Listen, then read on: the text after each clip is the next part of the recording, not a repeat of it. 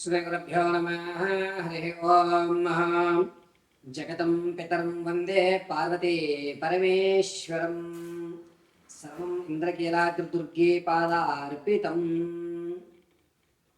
August నెలలో మేషం నుంచి మేరాశి వరకు కూడా వీరి యొక్క జాతక పరిమాణం, పరిస్థితులు, స్థితిగతులు ఏ విధంగా ఉండబోతున్నాయి, ఆగస్టు నెలలో ఏదన్నా ఒక గోల్డెన్ ఛాన్స్ వచ్చేటువంటి అవకాశం ఉందా, అసలు ఈ నెలలో ఆగస్టులో ఆర్థిక ఇబ్బందుల నుంచి తగ్గడానికి కానీ, అప్పుల బాధ నుంచి తప్పించుకునేటువంటి మార్గాలు కానీ, లేదా సెకండ్ ఇన్కమ్ జనరేట్ అయ్యే అవకాశం కానీ ఈ నెల నుంచి అన్నా నా జీవితంలో కాస్త మార్పులు అనేటువంటి ఏర్పడుతున్నాయా లేదా, ఈ ఆగస్టు నెలలో కోర్టు సంబంధిత వ్యవస్థలో ఏమన్నా జయకేతనం ఎగరవేసే అవకాశం ఉందా, అసలు ఆగస్టు అంతా కూడా ఏ విధమైనటువంటి స్థితిగతులు ఉండబోతోంది అనేటువంటి విషయాన్ని మనం ఇప్పుడు క్షుణ్ణంగా క్లుప్తంగా పరిశీలన చేసుకుందాం.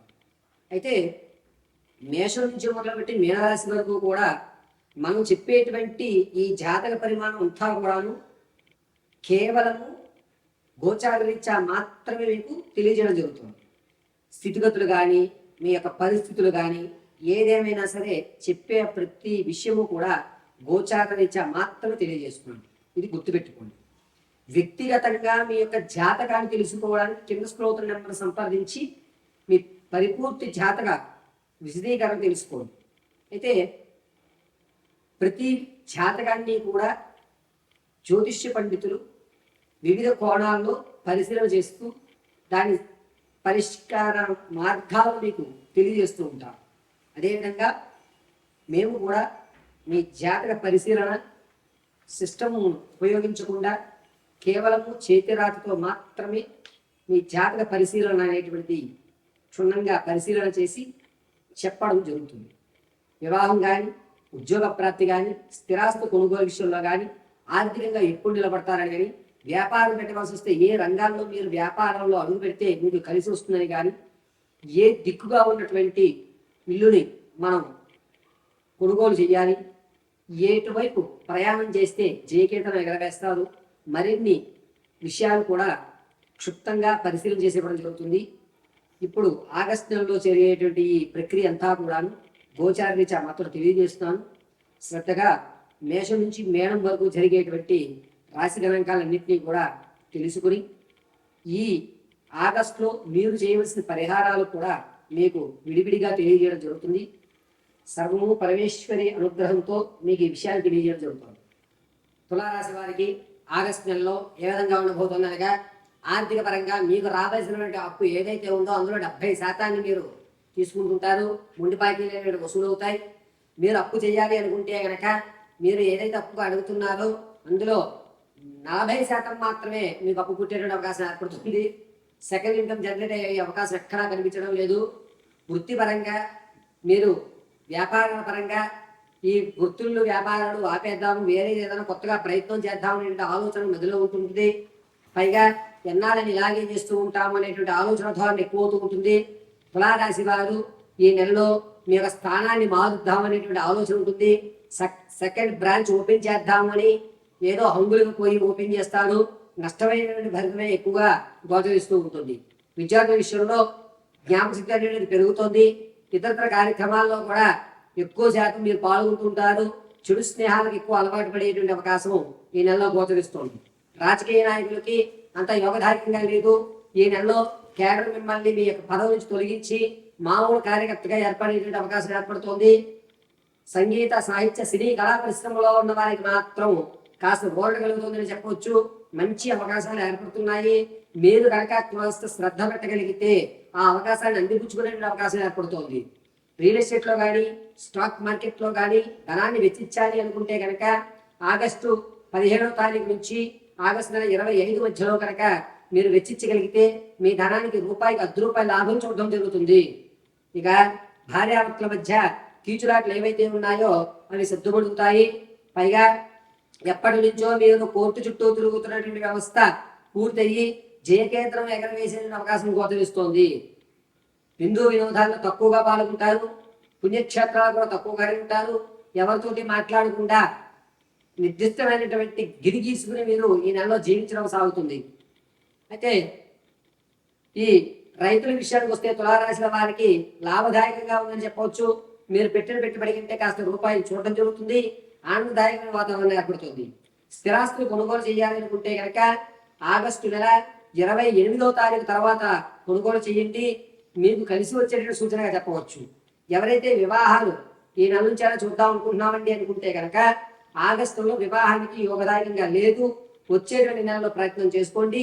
ఈ నెలలో మీరు ఏ వివాహయుక్త సంబంధం చూసినా కూడా మోసభూతమైనటువంటి సంబంధాలు వచ్చేటువంటి అవకాశం ఎక్కువగా గోచరిస్తోంది. సంతానం కొరకు ఎవరైతే ఎదురు చూస్తున్నారో వారు ఈ నెల కూడా నిరుత్సాహమే కనబడుతోంది. ఎవరైతే ప్రసవానికి ఉన్నారో పుత్ర సంతానం కలిగేటువంటి అవకాశం ఎక్కువగా గోచరిస్తూ ఉంటుంది. తులారాశి వారు ఈ నెలలో మీకంటే ఎక్కువ మొత్తంలో నేను ధనం సంపాదిస్తాను అని ఛాలెంజ్లు విసురుకోవడం కానీ, లేదా ఒక మాటని మీరు గట్టిగా తీసుకుని ఒక ఈగోకి వెళ్ళడం అనేటువంటిది ఈ నెలలో జరిగి దానికోసం ప్రణాళిక చేయడానికి ఆలోచనతో సతమతమయ్యి మీరు గిరి గీసుకుని జీవించేటువంటి అవకాశమే ఎక్కువగా గోచరిస్తోంది. పైగా ఈ నెలలో తులారాశి వారు ప్రయాణాల విషయంలో కొంచెం జాగ్రత్తగా ఉండాలి. ముఖ్యంగా అరికాలకు సంబంధించి కానీ, చిటికిన వేలుకు సంబంధించి కానీ, బొటన వేలుకు సంబంధించి కానీ ప్రమాదాలు జరగడం, లేదా ఆ వేలు దగ్గర ఎముక క్రాక్ రావడం అనేటువంటి ఎక్కువ శాతం జరుగుతుంది. కాబట్టి ప్రయాణాలు చేసేటప్పుడు లేదా పరిగెత్తేటప్పుడు కానీ ఆచితూచి మీరు అడుగు వేయడం చాలా మంచిది. డాక్టర్ గారి యొక్క సలహాలు తీసుకోండి. ఏది పడితే అది కాలుకి కట్ల కింద కట్టవద్దు. చాలా జాగ్రత్తగా ఉండడం మాత్రం చెప్పడం జరుగుతుంది. తులారాశి వారు ఈ నెలంతా కూడాను నృసింహస్వామి వారి ఆరాధన చేయడం అత్యంత శ్రేయస్కరం. కుదిరితే ఆగస్టు నెలలో యాదగిరిగుట్ట స్వామివారి లక్ష్మీ నరసింహస్వామి వారిని దర్శనం చేసుకోవడం వీరికి క్షేమదాయకంగా ఉంటుందని చెప్పవచ్చు. జరిగేటువంటి ప్రమాదం పక్కకి వెళ్ళేటువంటి అవకాశం ఏర్పడుతుంది. ప్రతినిత్యం కూడా చందనాన్ని వృత్తాకారంగా ధరించి అడ్డంగా ఆరావాలి కుంకుమ ధరించండి. క్షేమదాయకమైనటువంటి వాతావరణం ఏర్పడుతూ ఉంటుంది. ఈ తులారాశి వారు ఆగస్టు పర్యంతము కూడా లక్ష్మీ నరసింహస్వామి వారి యొక్క ఆరాధన అత్యంత క్షేమదాయకము. నిరుద్యోగులు శుభవార్త వినేటువంటి అవకాశం ఆగస్టు 18వ తారీఖు నుంచి 26 మధ్యలో జరుగుతుంది. ప్రమోషన్ కోసం ఎవరైతే చూస్తున్నారో వారికి ప్రమోషన్ ఖచ్చితంగా ఈ నెలలో వస్తున్నాయి. అంతేకాకుండా తులారాశిలో ఉన్నటువంటి వారు ఈ ఆగస్టు అంతా కూడాను మీ మీద మీకు కాన్ఫిడెన్స్ లెవెల్ పెరిగే విధంగా మీ యొక్క కార్యకలాపాలు జరుగుతూ ఉండడం అనేది గోచరిస్తూ ఉంది. జాతకంలో ప్రతి విషయాన్ని కూడా గోచార రీత్యా మాత్రమే తెలియజేస్తారండి.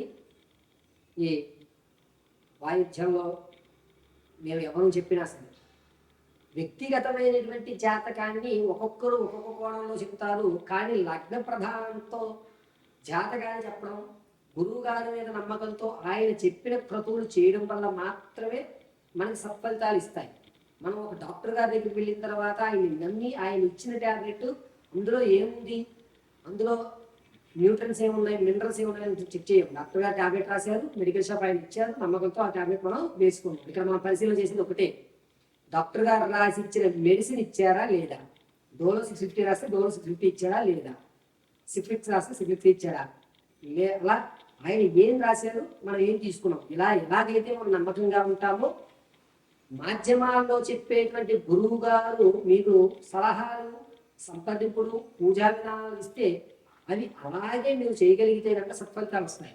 కొంతమంది ఒక్కొక్క జాతకాన్ని విధాలుగా చూడడం అనేది జరుగుతుంది.